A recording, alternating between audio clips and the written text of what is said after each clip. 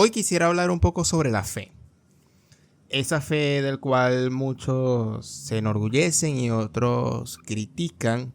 Porque esto tiene que ver con el mundo de lo intangible, de lo invisible, de lo espiritual, más allá de los ojos físicos.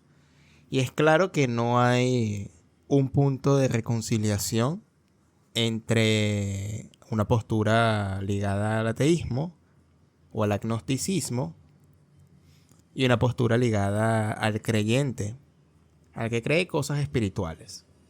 Si vamos a la Biblia, en Hebreos, si no me equivoco, 11, dice que es pues la fe, la certeza de lo que se espera y la convicción de lo que no se ve. Y uno dirá, ¿por qué uno confía en cosas que no se ven? ¿Por qué el ser humano termina aún creyendo, a pesar de que estamos en pleno siglo XXI, 2024, y aún creemos en estas cosas? Parece fácil descartar la idea de que no existe algo más allá, con la mera lógica, y simplemente vivir la vida según las circunstancias y las acciones de causa y efecto, algo así como una máquina. Y la respuesta es simple en principio, es que hay demasiadas experiencias personales, demasiadas, un montón, que no deberían ser ignoradas. Ya después cada experiencia tiene una ramificación o tiene un color distinto. Hay experiencias hacia el cristianismo, hay experiencias hacia la nueva era, hay experiencias hacia el yoga, la parapsicología, experiencias extracorpóreas, experiencias místicas de meditación, pero todas tienen un punto en común. Hay algo más allá de este cuerpo físico donde la conciencia perdura. Hay incluso posturas psicológicas que indican de que el cuerpo es la conciencia, que más bien la sensación neuronal de todas las sensaciones se basa en uniones químicas y de neuronas dentro del cerebro, y eso hace que nosotros sintamos que haya algo más allá de nuestro cuerpo. Pero, por ejemplo, una base científica son las experiencias cercanas a la muerte. Y ya hay científicos serios, cada vez mucho mayores en número, que investigan las experiencias cercanas a la muerte. Y hay un montón de puntos a favor, donde se ve realmente una real transformación de la persona, donde no le antecedía esos caminos. Es decir, la persona tenía un estilo de vida, le pasó el accidente, vivió la experiencia, un túnel, vio un familiar o un ser guía, tuvo unas palabras, observó su vida en un párpado de principio a fin, las repercusiones emocionales no solamente suyas, sino las repercusiones emocionales hacia terceros y cómo tus acciones repercutieron positiva o negativamente en las demás personas. Y te das cuenta en ese insight toda tu vida, y luego a un punto determinado, mucho más corto, mucho más largo, te dicen: este no es tu momento, hay una misión que debes de llevar a cabo, todavía es muy pronto para que vengas, tienes que regresar. La persona, o en este caso el ser humano o el alma humana, o lo que sale del cuerpo, el cuerpo astral o como lo quieras llamar, se niega porque se siente en un estado de plenitud más allá de las palabras y no quiere volver a la pesadez del cuerpo y las limitaciones físicas, imagínense. Y luego, mediante el consentimiento y la conciencia de que debe de volver, lo manda en un segundo como un rayo directamente al cuerpo donde estaba.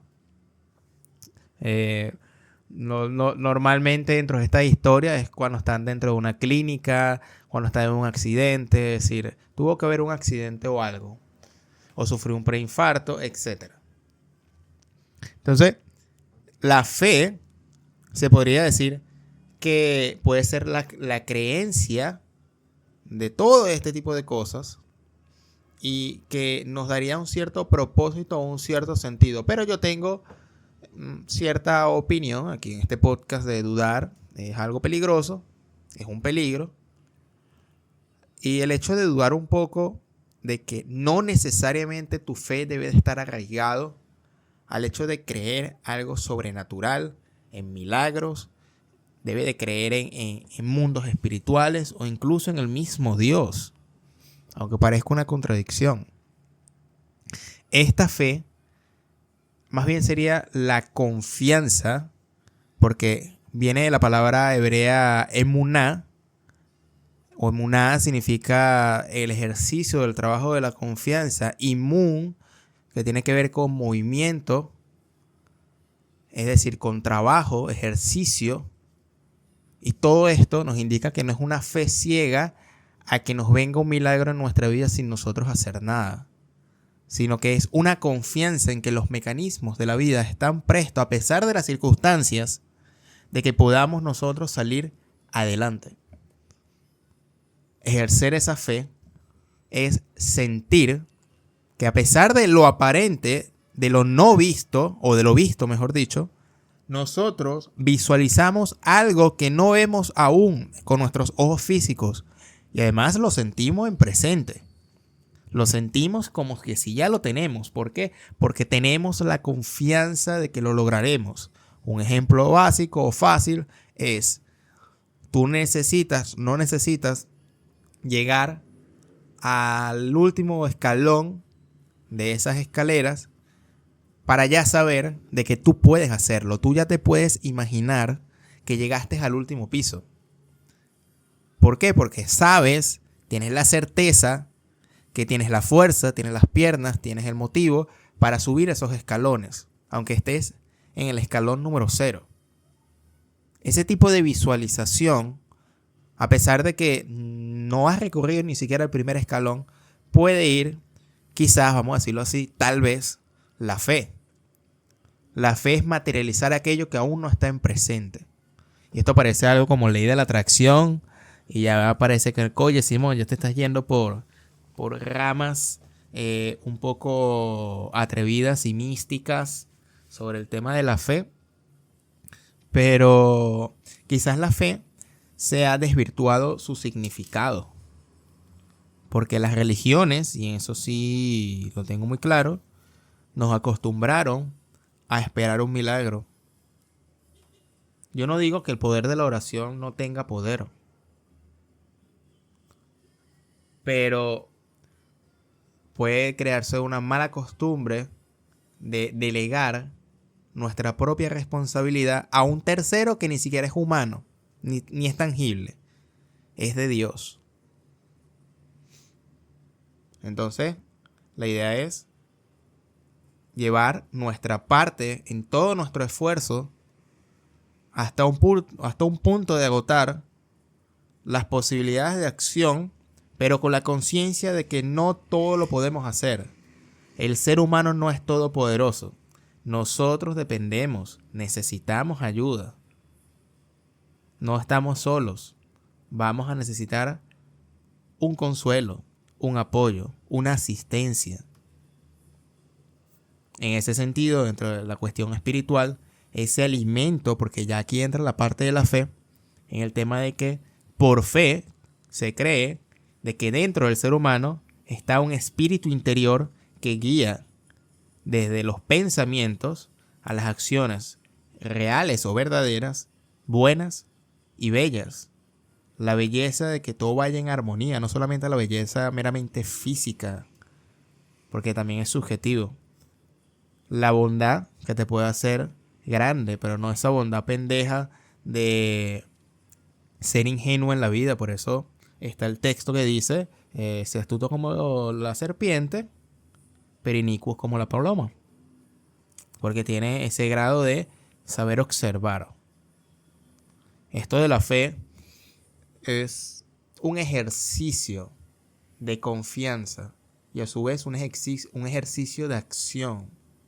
De que si haces las cosas que te corresponden hacer en el aquí y en el ahora, con la conciencia de tus límites y de tus virtudes, cada día se va a clarificar tus caminos. Y claro, viene el pensamiento, bueno, pero ¿qué pasa con los niños de Israel y con los niños de Irán? La justicia, el dolor, también eso existe, es parte de este mundo.